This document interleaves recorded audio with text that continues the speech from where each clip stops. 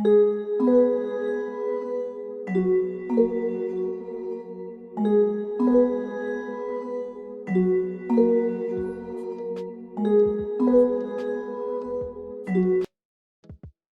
everyone, I am Santosh. Today we are going to discuss the next part in AI for all. ಇವತ್ತು ನಾವು AI for all ಅನ್ನೋ ಕೋರ್ಸಲ್ಲಿ next ಪಾರ್ಟನ್ನು study ಮಾಡ್ತಾ ಇದ್ವಿ. ಅದೇನಂದರೆ how neural network learns. ನೋಡಿ, this will be the last class for you. AI for all ಅನ್ನೋ ಕೋರ್ಸಲ್ಲಿ ಇದು ಕೊನೆಯ ಕ್ಲಾಸ್ ಆಗಿರುತ್ತೆ. Okay, according to syllabus we are at the end of the syllabus. Okay, how neural network learns. Now already how neural network works ಅನ್ನೋದನ್ನ ತಿಳ್ಕೊಂಡಿದ್ವಿ.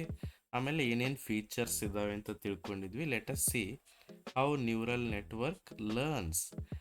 Neural network ಹೆಂಗೆ learn ಆಗುತ್ತೆ, ಅದು ಹೆಂಗೆ ಕಲಿತಾ ಹೋಗುತ್ತೆ ಅಂದರೆ ಬೇಸ್ಡ್ ಆನ್ ಡೇಟಾ.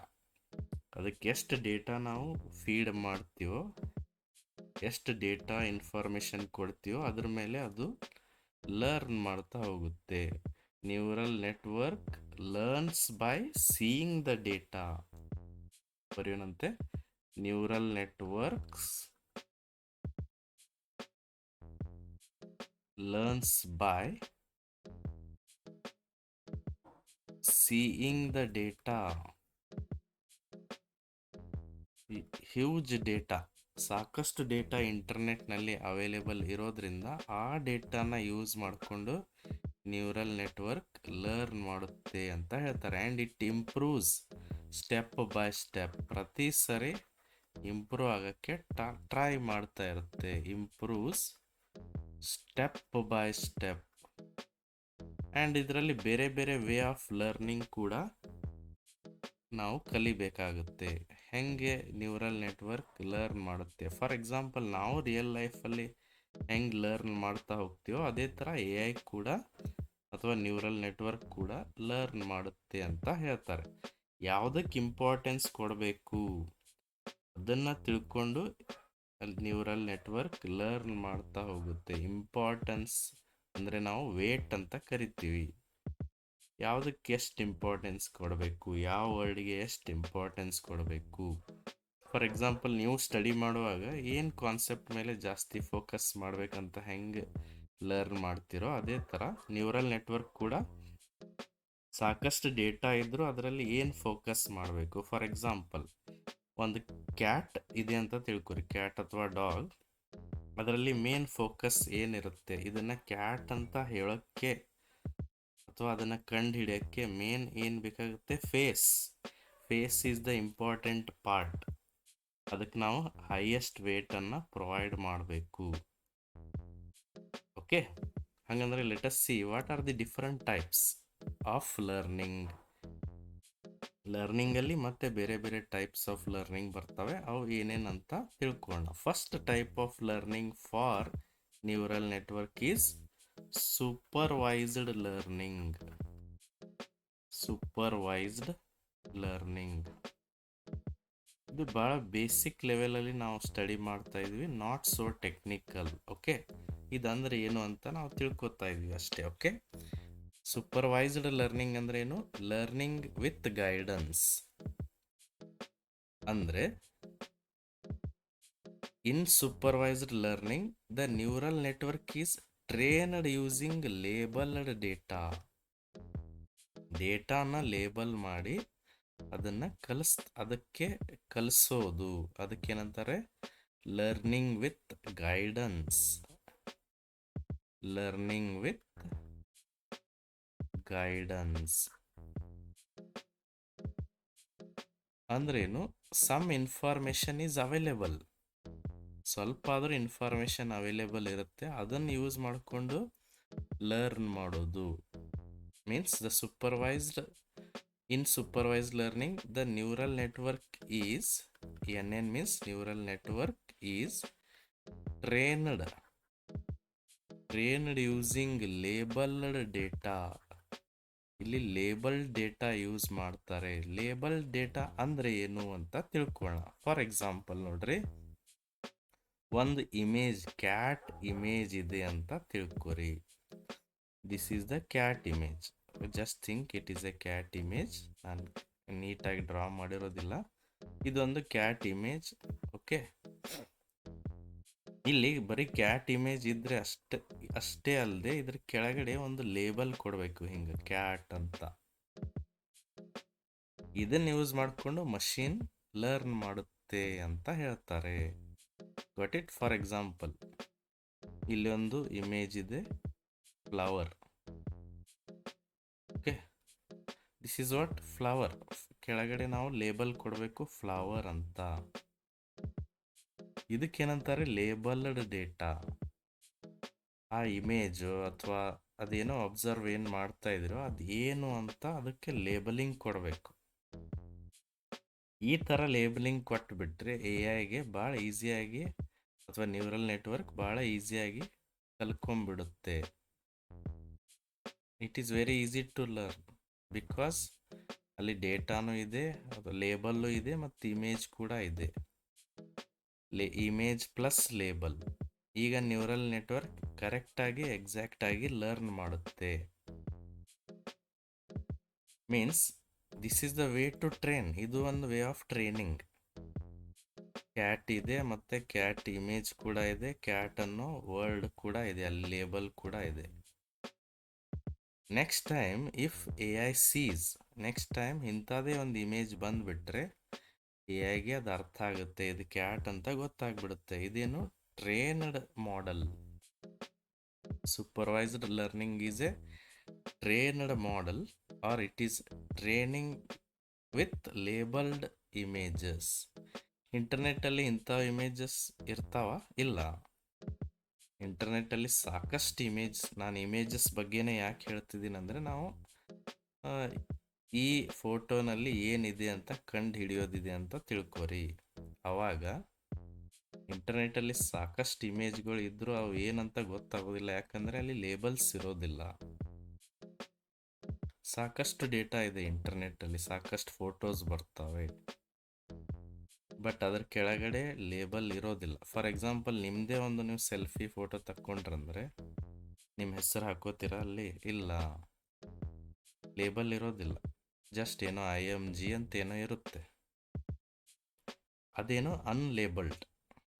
ಅಲ್ಲಿ ಲೇಬಲ್ ಇರಲಾರ್ದೇ ಇದೇನು ಅಂತ ಗೊತ್ತಾಗೋದಿಲ್ಲ. ಬಟ್ ಸೂಪರ್ವೈಸ್ ಲರ್ನಿಂಗ್ ಅಂದ್ರೆ ಏನು?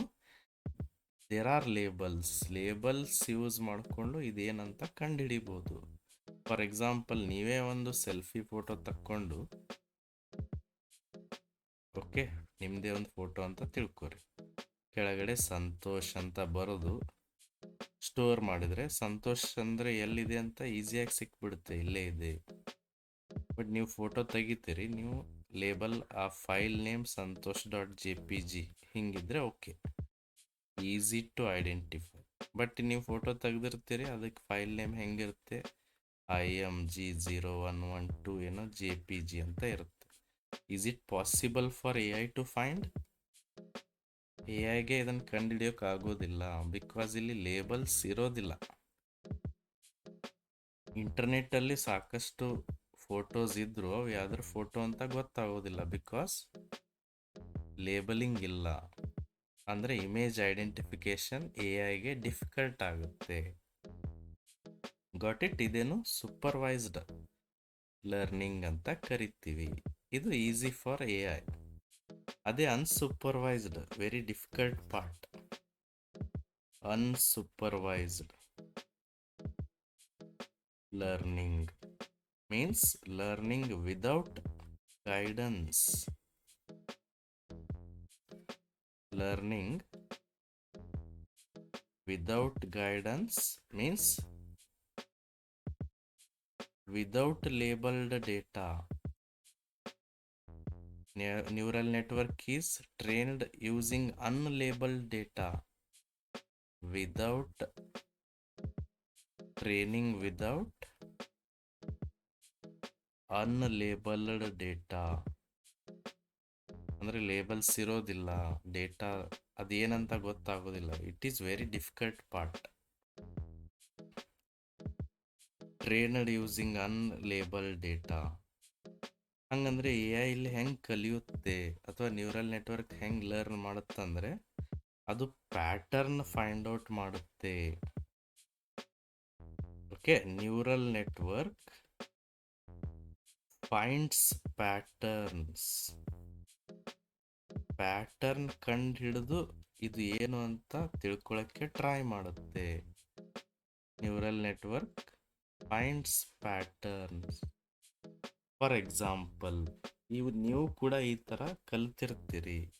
ಫಾರ್ ಎಕ್ಸಾಂಪಲ್ ಇಲ್ಲಿ ನೋಡ್ರಿ, ನಾನು 2 ಶೇಪ್ ಇರುವಂಥ ಆಬ್ಜೆಕ್ಟ್ಸನ್ನು ಇಲ್ಲಿ ಡ್ರಾ ಮಾಡ್ತೀನಿ. ಒಂದು ರೌಂಡ್ ಇದೆ, square, round, square.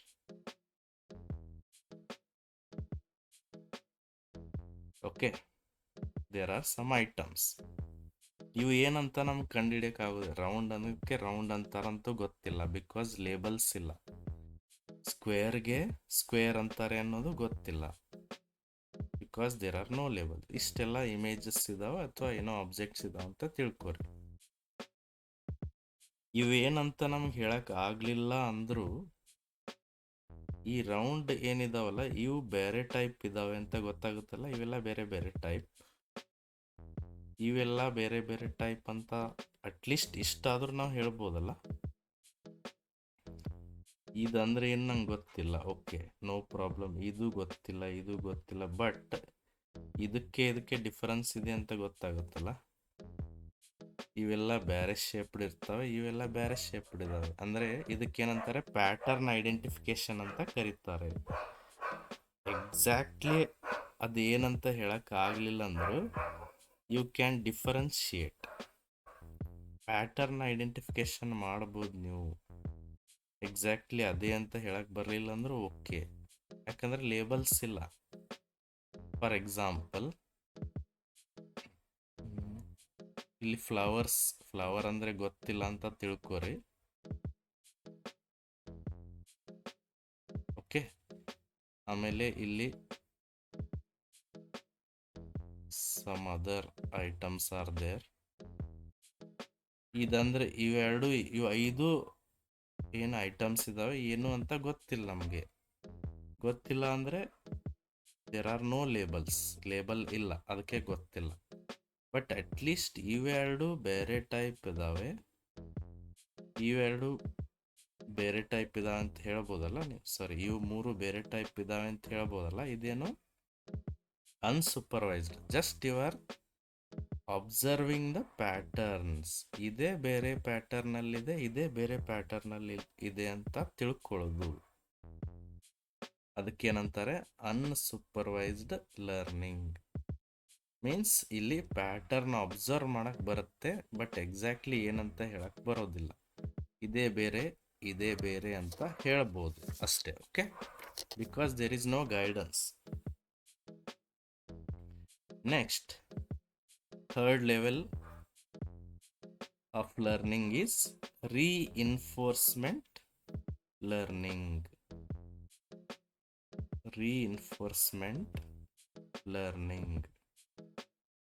reinforcement learning ಅಂದ್ರೆ ಏನು? It is reinforcement. ಓಕೆ, ಇನ್ನೊಂದ್ಸರಿ ಬರೀತೀನಿ, wait a minute.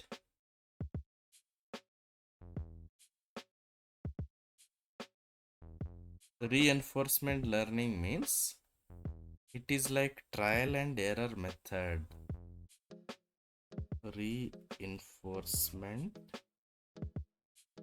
learning. Supervised ಅಂದ್ರೆ ಲೇಬಲ್ಡ್ ಡೇಟಾ ಇರುತ್ತೆ, ಅದರ ಮೇಲೆ ಲರ್ನ್ ಮಾಡೋದು. ಅನ್ಸೂಪರ್ವೈಸ್ಡ್ ಅಂದ್ರೆ ಪ್ಯಾಟರ್ನ್ ಯೂಸ್ ಮಾಡಿ ಲರ್ನ್ ಮಾಡೋದು. ರಿಎನ್ಫೋರ್ಸ್ಮೆಂಟ್ ಲರ್ನಿಂಗ್ ಅಂದ್ರೆ learning by trial and error method. ನಾವು ಡೇ ಟು ಡೇ ಲೈಫಲ್ಲಿ ಇದನ್ನು ಕೂಡ ಯೂಸ್ ಮಾಡ್ತೀವಿ ಕಲಿಯೋದಕ್ಕೆ. Trial and error.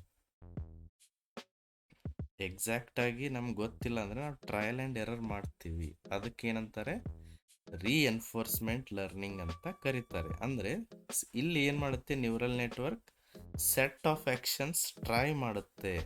ಅದು ಕರೆಕ್ಟ್ ಇದ್ರೆ ಓಕೆ, ಕರೆಕ್ಟ್ ಇಲ್ಲ ಅಂದರೆ ರಿವಾರ್ಡ್ ಬರೋದಿಲ್ಲ. For correct steps there are rewards. Wrong step ಇದ್ರೆ ಪೆನಾಲ್ಟಿ ಬರುತ್ತೆ.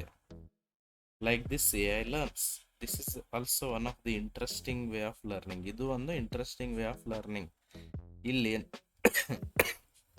ಇಲ್ಲಿ ಏನು ಮಾಡುತ್ತೆ, system tries actions. System some actions ಅನ್ನ ಟ್ರೈ ಮಾಡುತ್ತೆ. ಕರೆಕ್ಟ್ ಇದ್ರೆ rewards. If correct, rewards will be given.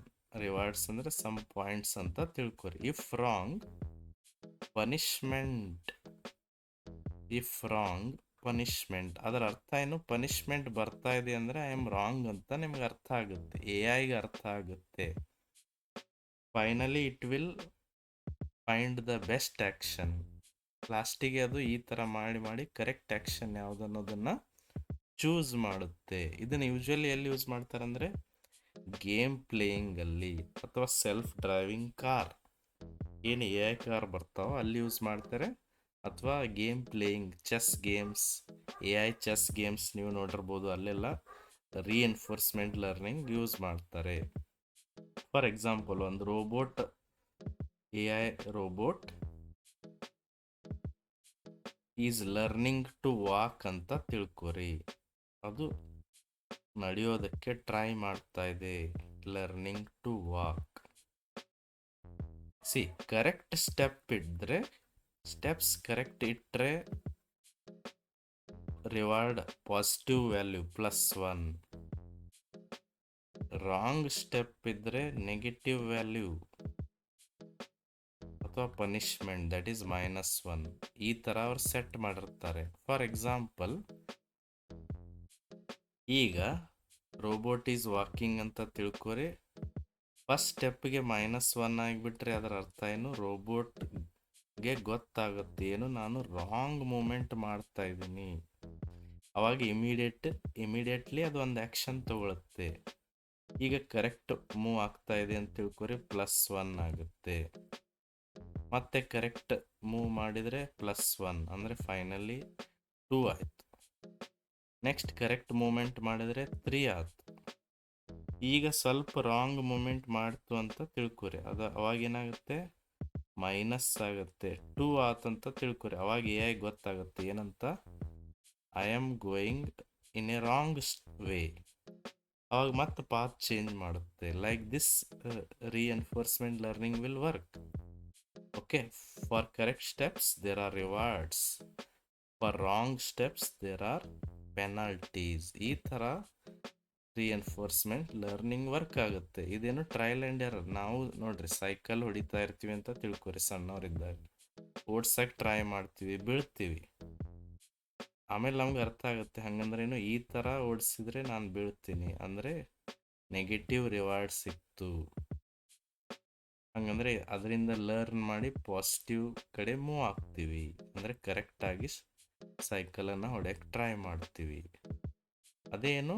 Trial and error. Even AI ಕೂಡ trial and error through work ಆಗುತ್ತೆ ಅಂತ ಹೇಳ್ತಾರೆ. ಫಾರ್ ಎಕ್ಸಾಂಪಲ್, ಗೇಮ್ ಪ್ಲೇಯಿಂಗಲ್ಲಿ ಇದನ್ನ ಯೂಸ್ ಮಾಡ್ತಾರೆ ಕಾಮನ್ ಆಗಿ. ಗೇಮ್ ಪ್ಲೇಯಿಂಗ್ ಲೈಕ್ ಚೆಸ್, ಯಾವ ಕಾಯಿನ್ ಬಿಟ್ಟರೆ ಏನಾಗುತ್ತೆ ಅನ್ನೋದನ್ನು ಅಬ್ಸರ್ವ್ ಮಾಡೋದು. And self driving